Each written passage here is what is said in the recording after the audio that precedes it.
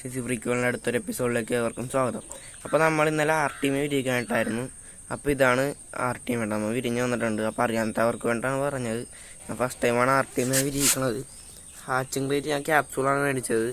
അപ്പോൾ കുഴപ്പമില്ല, അത്യാവശ്യം ഹാച്ചിങ് റേറ്റ് ഉണ്ട്. ബാക്കിയുള്ള ഞാൻ അവിടെ വിരിയിക്കാണ്ടിട്ടുണ്ട്. ഇപ്പോൾ ഒരു 20 മണിക്കൂർ കൊണ്ടാണ് വിരിഞ്ഞ് വന്നേക്കുന്നത്. 20 അല്ല 22 മണിക്കൂറുണ്ട്.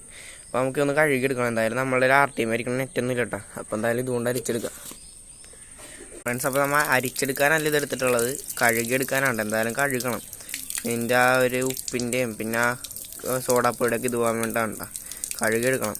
ഇതൊരു തരി പോലും കളയരുത് കേട്ടോ ഫ്രണ്ട്സ്, കാരണം നല്ല വിലയാണ്. അതുകൊണ്ട് നമ്മൾ കുറേ കളയാണ്ട് തന്നെ എടുത്തിട്ടുണ്ട് കേട്ടോ. പക്ഷേ ഇത്തിരി എഗ്ഗൊക്കെ കയറിയിട്ടുണ്ട്. അപ്പോൾ നമുക്ക് എന്തായാലും ഫൈറ്ററിൻ്റെ കുഞ്ഞുങ്ങൾക്ക് ഫീഡ് ചെയ്യാം കേട്ടോ. അപ്പോൾ നമ്മളുടെ RTM ഇവിടെ ഇരിപ്പുണ്ട്. നമ്മൾ ലൈറ്റ് അടിച്ചേക്കണമെന്ന് പറഞ്ഞാൽ ലൈറ്റ് വളർത്തോട്ട് RTM ആകർഷിച്ച് വരും കേട്ടോ ഫ്രണ്ട്സ്.